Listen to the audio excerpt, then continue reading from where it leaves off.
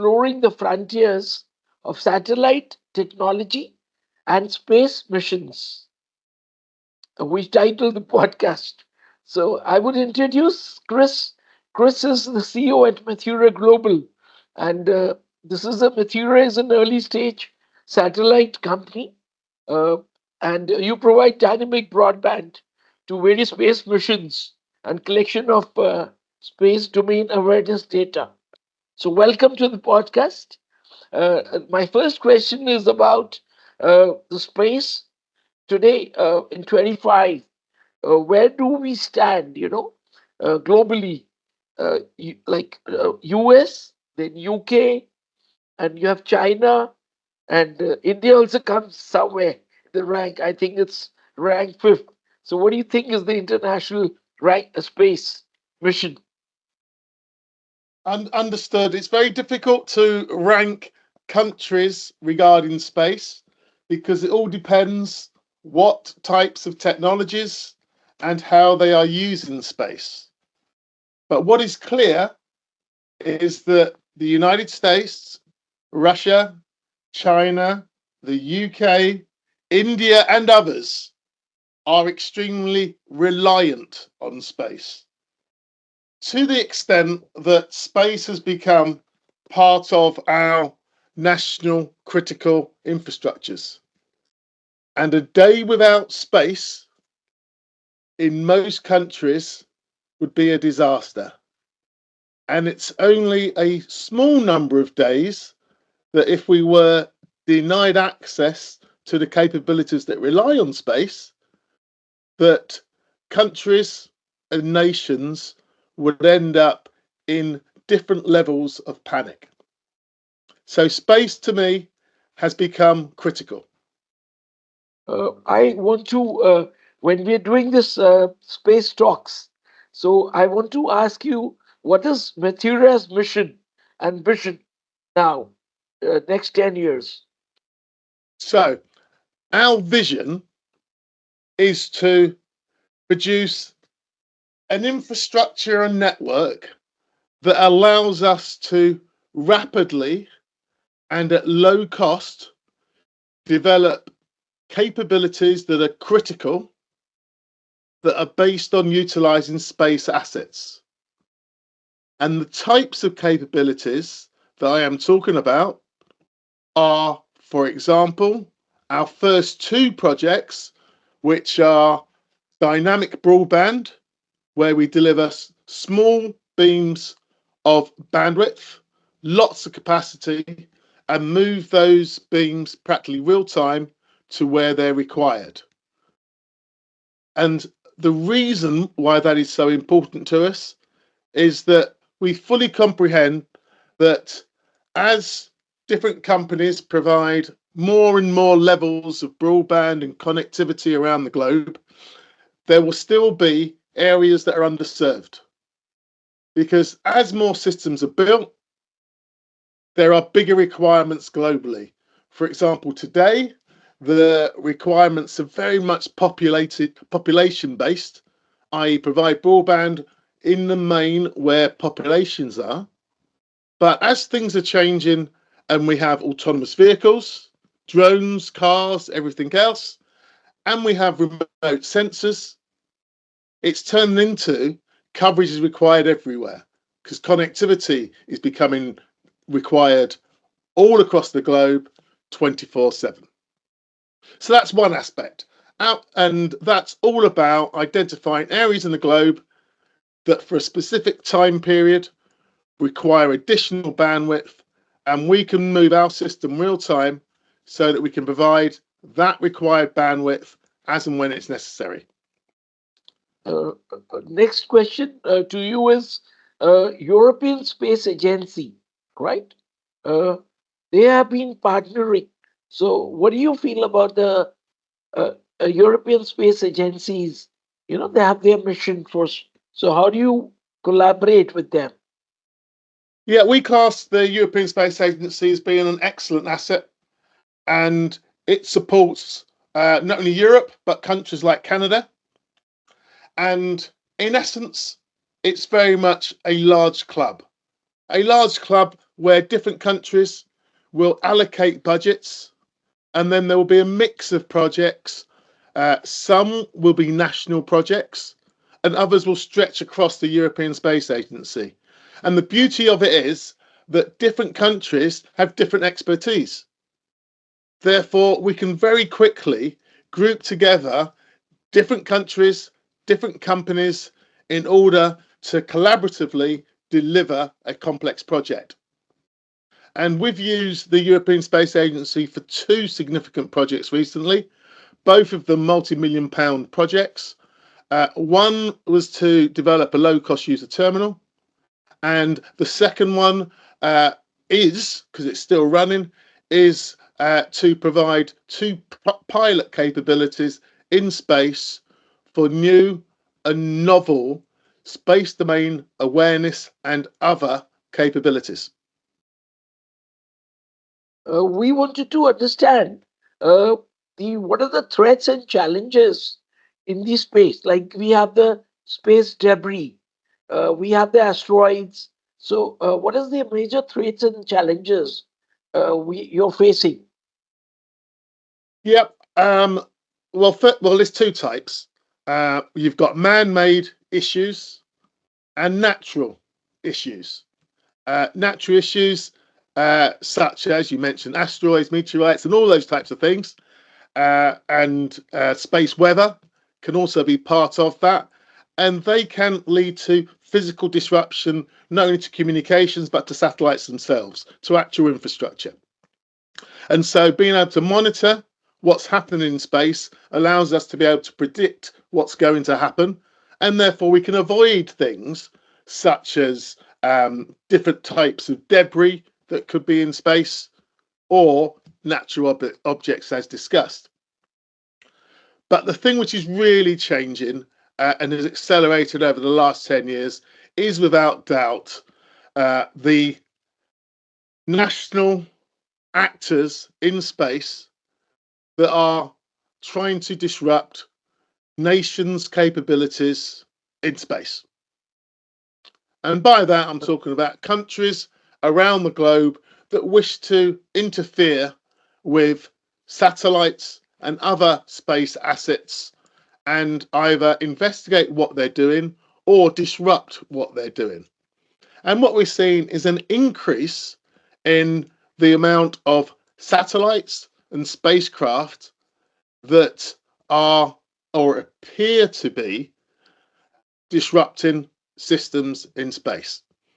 And so we believe that it's essential that we are not only collecting information and data and intelligence on debris and other objects, but are also looking at man-made spacecraft, what they're doing. Are they doing what they say they're doing? Are they using the frequencies that they're supposed to be using? In fact, are they disrupting others? So, in essence, we see space being weaponized, and we see space becoming just another military environment. At this stage, what do you think is the role of NASA today in this multi-changing landscape? Where does NASA, they had a major role.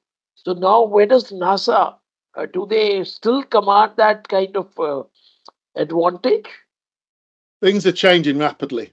Now, although NASA still have a huge budget, what has changed is that all of a sudden, nations are not necessarily the only ones with deep pockets. So commercial organizations are now in the race game, the space game, and they are investing just as much as large organizations that belong to national entities. So that doesn't mean that NASA does not have a key role to play, but it has diminished somewhat over recent years. So collaboratively, what that means is that organizations like NASA are now reaching out to commercial organizations and try to harness what they're doing and actually supporting the work they're doing. So no longer is there just one organization that everybody looks to for space exploration and for major, expensive projects. Now there's a plethora of organisations and companies that are considering it, and NASA's trying, in essence, to influence those operations as well as conducting their own. Uh, we recently are talking about the artificial intelligence, machine learning, and then robots, of course. So, are robots going to conquer the satellite space in the coming decade? So there are lots of capabilities that AI, robotics, machine learning can definitely improve.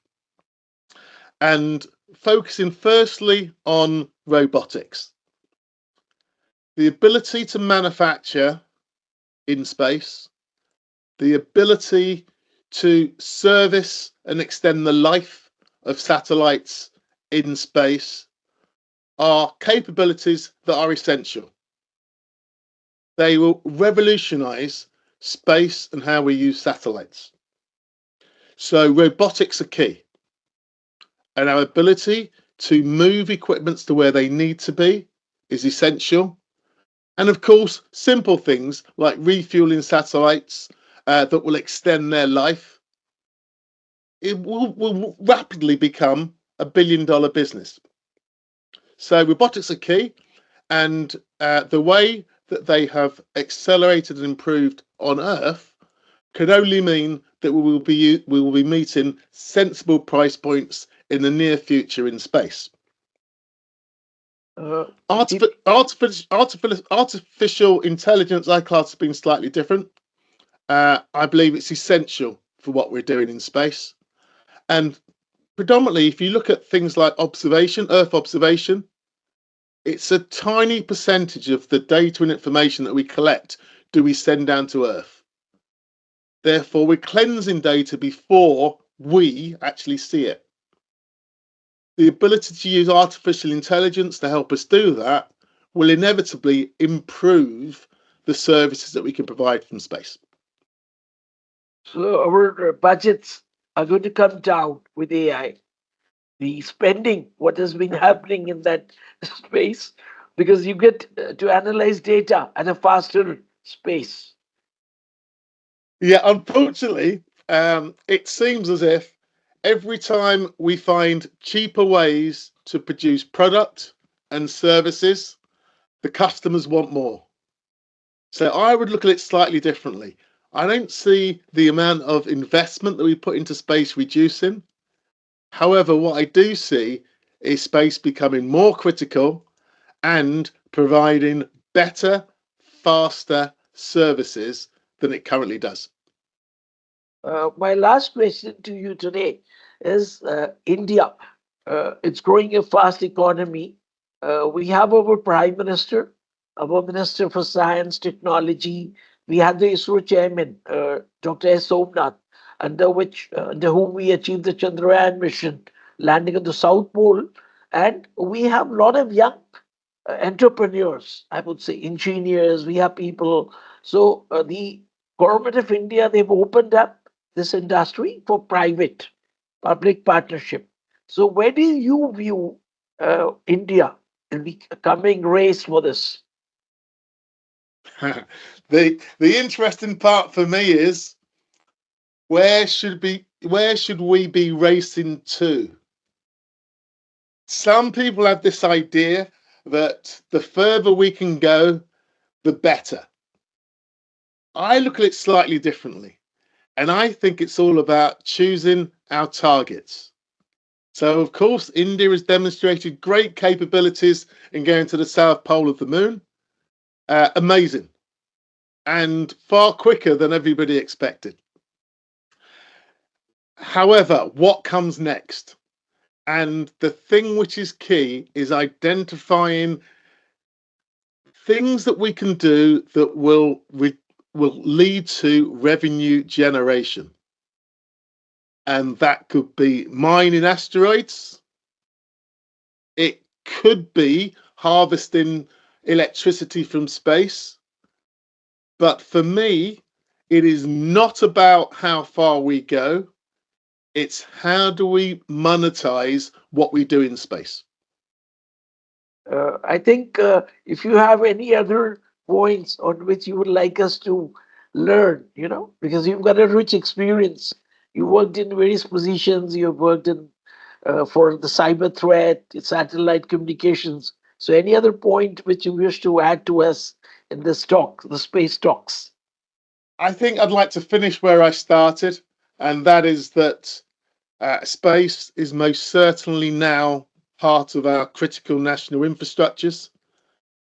If we do not protect space, and by that I mean physically and electronically, then we could rapidly return back to the Dark Ages. A nation who does not have access to space is the equivalent of a nation that does not have access to electricity. Therefore, we must defend, protect, and invest in our critical national infrastructure. I think we'll come to an end. And Chris, it was a pleasure talking to you. This is titled The Space Talks. And we also wish you a safe and pleasant journey. You're flying to the USA, I think, next week.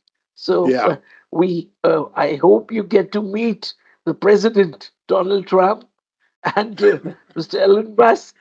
At least you would feel what's happening in US once the tables have turned down and people were really India's you know a nice partner with US. So India is definitely. trying to get. I remember when I was a kid, so Neil Armstrong, they had landed on the moon, and Aldrin, and Aldrin was supposed to land first, but it happened that Neil Armstrong landed, and Yes. then we lived in Mumbai. So my father took me there to. I've seen Neil Armstrong when I was a small kid. My father took me on his shoulders. So Yeah. I'm proud of that history in the making. So thank you very much, and it was a pleasure talking to you. So we'll continue when you're back from US. We'll have another round of talks. Excellent. Look You'll give forward to us it. your yes. Thank you, sir. Thank you. Take Have a care. good day. Yeah, have Thank a you. good day. Bye.